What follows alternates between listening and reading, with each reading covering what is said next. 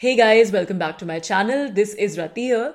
So guys, today I'm going to review The India Way: Strategies for an Uncertain World by S. Jaishankar, who is the Honorable External Affairs Minister of India.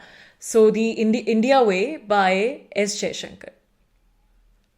So, guys, before I begin to talk about the content of the book in detail, I just want to remark at the outset that this is indeed a special book because it's one of those rare books that has been written by someone, with a first hand perspective. So, it's sort of an insider's account. It's been written by somebody who's the acting external affairs, who is the external affairs minister of India currently, I meant, not acting, and who has decades and decades of experience as a seasoned diplomat, as a career diplomat in foreign policy, and somebody speaking from a very insider's perspective. Although this book, I would say, it doesn't give you a factual sort of that kind of a factual or even anecdotal insider's account as such. It's a different kind of a book.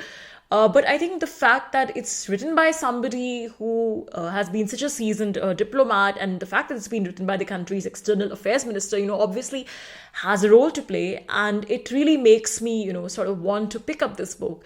By the way, this isn't the only book on foreign affairs and geopolitics and international affairs that Dr. S. Jaishankar has written. I think there's another book which came after this. I cannot remember the name of the book at the moment, but this book came out first. This book came out in 2022. So it covers a lot of recent ground, fairly recent ground. So I would say even, events till 2020, 21.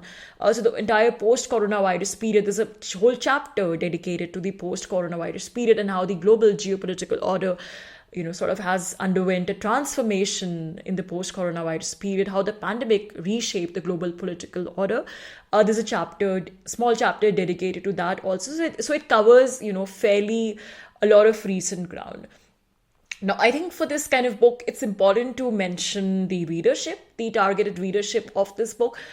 So I would just add a disclaimer at the outset that this book is not meant for a general reader. So this is obviously not the kind of book that you can just sort of pick up if you know nothing about foreign policy and international affairs. You just cannot pick up this book because you would not be able to understand anything. It's a very specific niche topic which is very nuanced, and you need a certain degree of sort of a certain degree of knowledge in foreign politics and international affairs, for lack of a better word, to be able to pick up this book.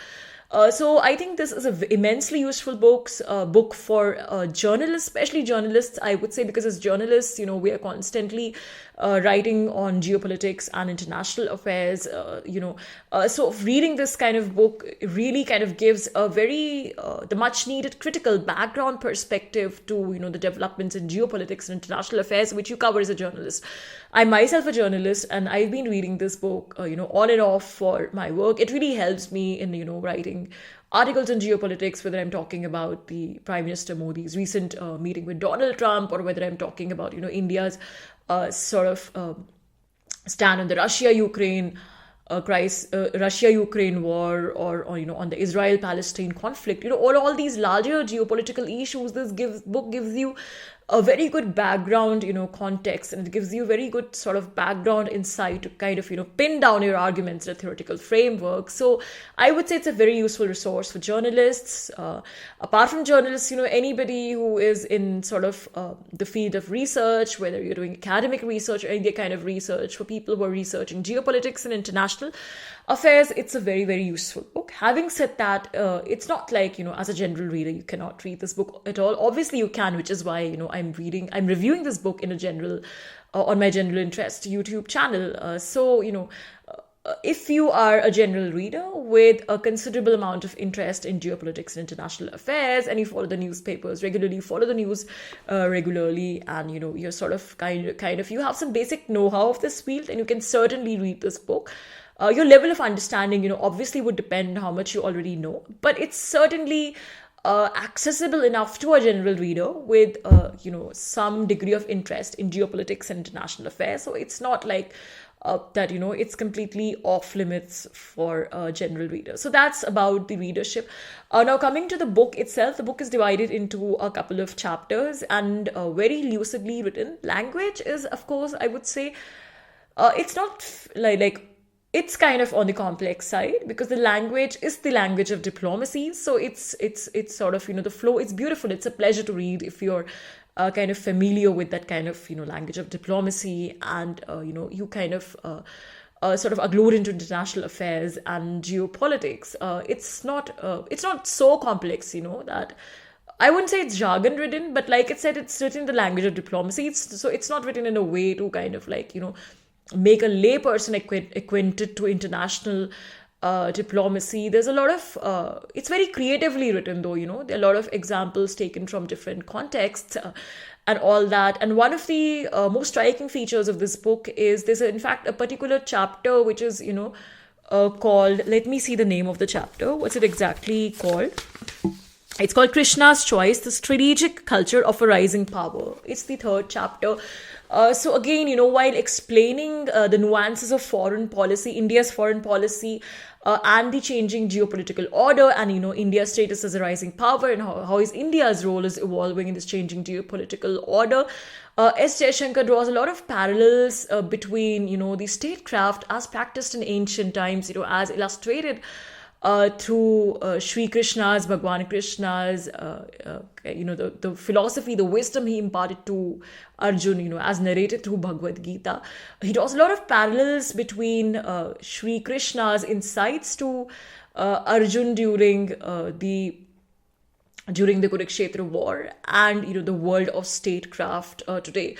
So he's drawing a lot from, S. Jaishankar is drawing a lot from India's, ancient Hindu epics, the religious scriptures, the traditional wisdom, and he's drawing from ancient cultural narratives of India, I would say, to comment on the world of contemporary geopolitics and how these cultural narratives, with their vision on statecraft, are very much relevant to understanding the world of contemporary geopolitics. So that ways, Dr. S. Jaishankar adopts a very creative approach. India's External Affairs Minister indeed adopts a very creative approach to talking about modern and, to talking about the contemporary world of geopolitics and the changing geopolitical order. So it's not a very you can say that even though geopolitics and international affairs is traditionally a very, what we call in Hindi, needus subject, shushk, which is sort of devoid of those rasas,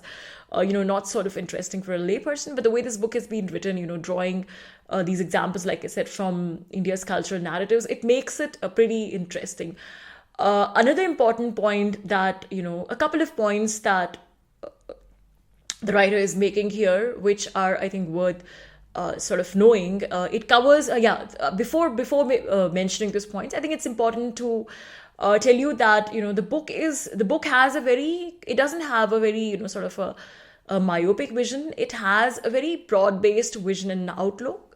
So it's not just talking about, India's foreign policy per se, or even India's foreign policy under the BJP government. It's taking a very impassioned, very non-partisan view of India's foreign policy since post-independence. So it's not, something that it's sort of singing pines of praise for the current government's foreign policy, or it's overtly criticizing the foreign policy of previous governments. It's a very nuanced, sort of semi-academic work, which takes a very holistic view of India's foreign policy from post-independence, very impassioned, not a partisan view at all, I would say. And you would know what I'm saying when you read this book. And secondly, the fact that, it's not just about India's sort of foreign policy from a detached perspective, but S. Jaishankar is giving you a critical overview of the changing geopolitical order of the world over the past couple of decades, which is very important. Which is why I said this book is very important, very useful for researchers on geopolitics and international affairs, even if you're researching on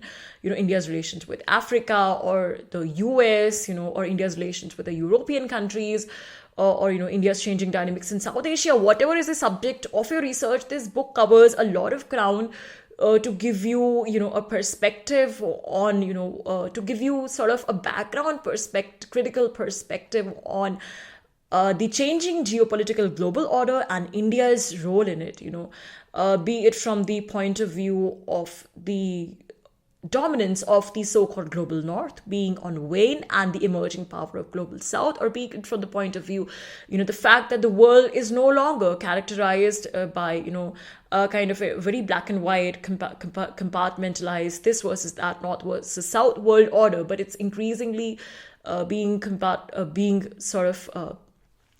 characterized by multilateralism. And this multilateralism itself has become very complex because they're new players, they're multiple players. And there's a particular term which S. Jaishankar uses in this book, frenemies, he calls, which means that in the contemporary world of geopolitics, there are no permanent friends nor permanent enemies, but they're frenemies, which means that basically even countries, which have been traditionally, have had a lot of conflicts, which have, traditionally seen each other as rivals, also now converge and cooperate on many issues, which are of interest. And if, there's if they can find certain convergences, then the way to go ahead is to sort of leverage those convergences and manage divergences somehow, instead of, obsessively focusing on sort of convergences and divergences as separate entities and going into blocks. So this is one thing which comes through this book is, and S. Jaishankar says it very strongly, that this is no longer the world of, those block-based kind of partnerships, those compartmentalized block-based partnerships. Rather, we are moving towards a very complex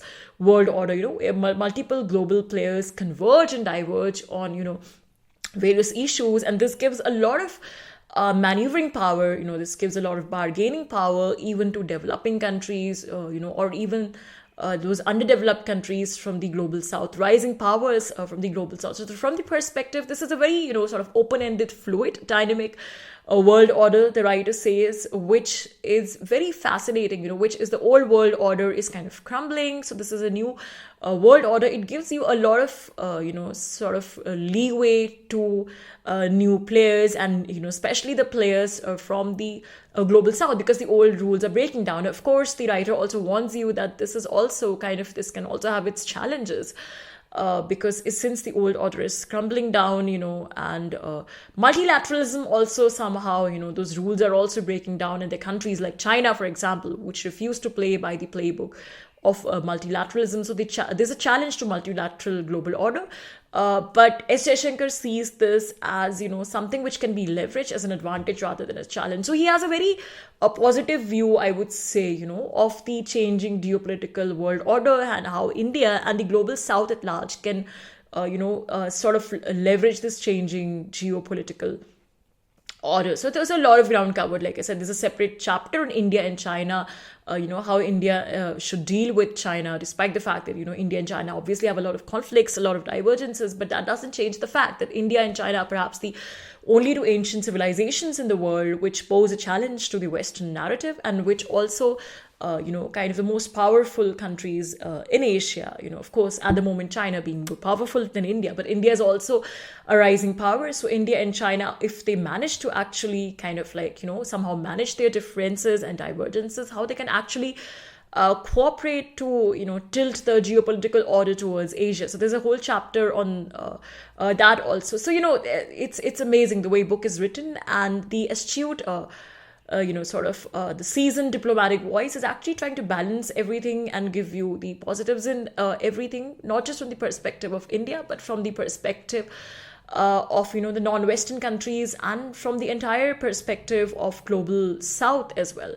Another strong, undercurrent in this book, one of the main points that this book wants to convey is, there's a lot of discussion on that, is the fact that, a couple of decades back, globalization was something, which defined the world, and everybody was talking about globalization a couple of decades back, I think 2004, 2005, 2006. That was the point of the pinnacle of globalization, so to say. But now, about 20 years later, that tone has changed, and now the current geopolitical scenario, the current world of international affairs, you might call it, its global discourse is characterized by nationalism, strategic nationalism, rather than globalization. So as you can see, through the election of various governments across the world, be it Donald Trump's government or be it the government in Italy, the discourse of nationalism is on the rise, which is of course, seen as negative by some quarters. But this book is concentrating on the positive aspects of the rise of the discourse of nationalism. I mean, it does critically analyze the negative stuff as well, but it again kind of balances it out. And what's important is it's talking about how this discourse of nationalism, it sees actually a lot of possibilities, positive possibilities, how this discourse of nationalism is reshaping today's global order. And especially in the context of India, Dr. S. Jaishankar says that this nationalism in the Indian context is not at all antithetical to globalization, but it is kind of, very much compatible with globalization, because in India we have this experience of diversity and pluralism. So it's something which our nationalism takes into its stride, this idea of diversity and pluralism. So there's a lot of I don't think he does it sort of very kind of explicitly in this book, but there is, a very strong implicit critique of the Western media propaganda against India at many levels, or, the Western sort of assumptions about India, and, especially Western assumptions about India's cultural nationalism, India's sort of revival of its civilizational cultural narrative, or, be the Western sort of stereotyping and demonizing of the Modi government. So I think implicitly a lot of those narratives are being debunked in this book. So the book is also talking about, how the fact that nationalism is very much now an important part of foreign policy, including cultural nationalism, and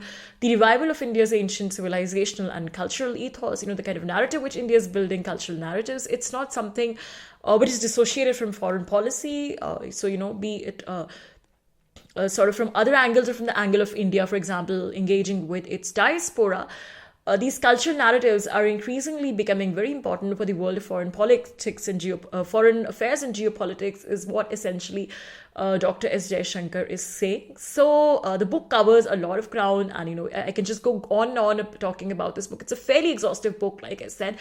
Which it's the brevity is amazing, because the kind of stuff is talking about, it covers a lot of ground. So a couple of chapters, but it does that in a couple of chapters. For some countries, there's separate chapters dedicated, but most of the chapters, you get an overview of a lot of things, and then a lot of examples are given. So The India Way by S. Jaishankar, I would conclude by saying, is a must read by anybody who is passionate about geopolitics and international affairs. So guys, that's it for today. Thank you so much for listening. If you like the content, please do press the like button, and please do subscribe to the channel. Thanks for listening. Bye for now.